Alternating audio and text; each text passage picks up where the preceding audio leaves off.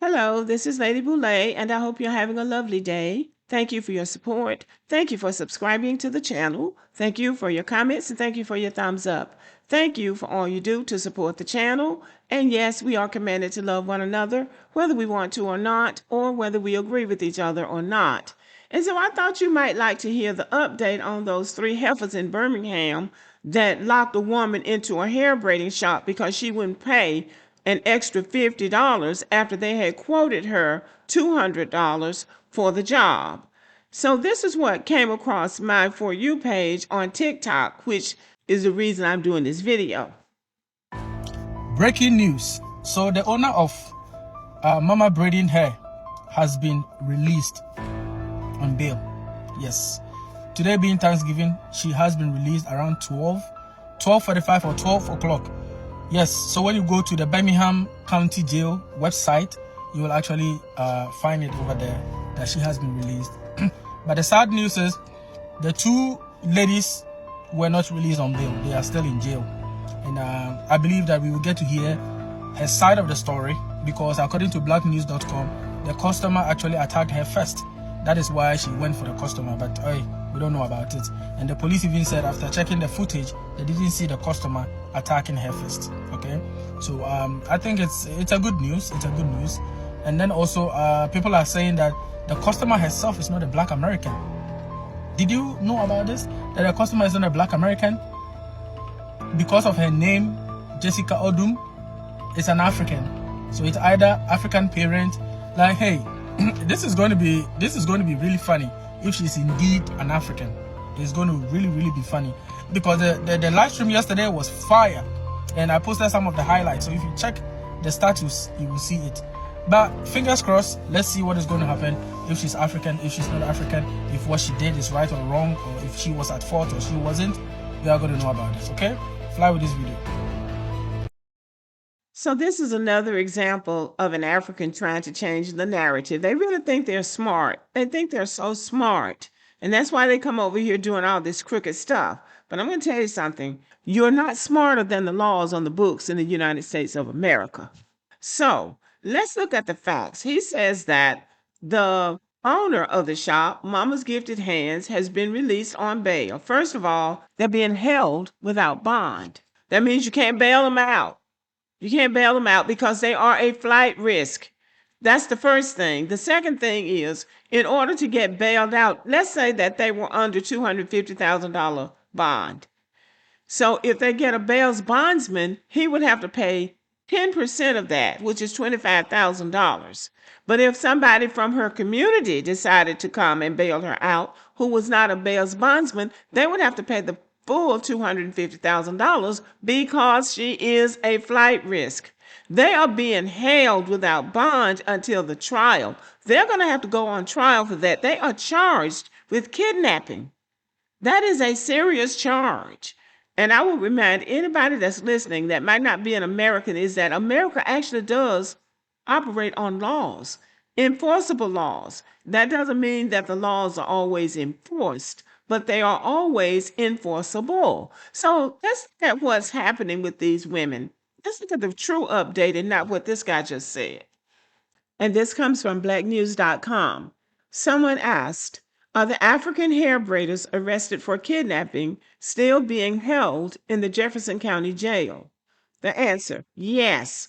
The African hair braiders, Esiatu Makaro, Julia Ondo, and Gladys Kwambo, and I'm sure that's not the correct pronunciation of those names, are still being held in the Jefferson County Jail in Birmingham, Alabama, without bond. They were arrested on November 21st, 2025 for first-degree kidnapping and third-degree assault. The incident involved a customer, Jessica Odom, who accused the salon owners and stylists of kidnapping and assaulting her during a dispute over the price of her braids. The case has drawn widespread attention online, sparking discussions about customer safety, workplace accountability, and professional conduct in the beauty industry. So, all of these will become talking points in a trial: customer safety, workplace accountability, and professional conduct in the beauty industry. So, they better get themselves some good lawyers. And while they're presently in jail, Jefferson County officials are contacting Immigration and Customs to see if they are here legally. And if they are not here legally, after they serve whatever time they're given after the trial, they will be deported. So that's what they're looking at now. And just to confirm that they're still being held in the Jefferson County Jail, I Googled each one of them separately, and the results were the same. It said yes, and it mentioned the person's name, is still an inmate in the Jefferson County Jail. She, along with two other individuals, has been charged with kidnapping and assault and is being held without bond. So, however ambitious that young man was, his information is incorrect. They are still in jail in Birmingham being held without bond. The second thing he said was that the woman that they kidnapped and assaulted was an African, not an American. And he was saying it as if to say, see, you Black Americans got all upset, but the woman is not even an American, she's an African. Well, first of all, that is incorrect. The woman is an American, according to my source. But the second thing is that even if she was an African, what they did to her was wrong and they still needed to be charged. And lastly, Africans are always asking, where are you from? Where are you from? Well, we're from America, but they're from Africa. So, where are they from? This first inmate, Asiatu Kamara, is 32 years old, and she's from the country of Guinea. I think there are two Guineas. I don't know which one she's from, but she's from Guinea. The second inmate is Gladys Nzinga Kuambo. She's 45 years old, and she's from Cameroon. And the third inmate is Julia Ando. She's 30 years old, and she's from Gabon or Gabon, or however they say it. These are the three African inmate hair braiders from Birmingham accused of kidnapping and assault. And I was surprised that there was no Nigerian involved. I was really, really disappointed that no Nigerian was involved in this because, you know, in these high profile cases like this, you just feel right and better when a Nigerian is involved. But this time, Nigerians, I don't know how they managed to escape this. They must didn't know about it because I'm sure at least one of them would have been interested in being a part of this criminal act. I guess they were too busy scamming insurance companies and frauding Medicaid and shaking their little white ladies down for their pension. I guess that's why they were just too busy doing other criminal acts that they didn't get in on this hair braiding scam where you shake people down for extra money once you lock them in your shop. Okay, y'all, so this is what we have here. This is where they're from, and this is the update. They're still being held in Jefferson County Jail in Birmingham, Alabama, without bond, awaiting trial. And depending on the outcome of that trial, they're either going to prison or they might not be found guilty, in which case they'll probably be going back to Africa. They're probably going to serve some time for what they did to that woman because they've got them on tape. And they have reviewed those tapes over and over again, and they don't see any case, according to this man and according to the police, of that woman, Jessica Odom, attacking them.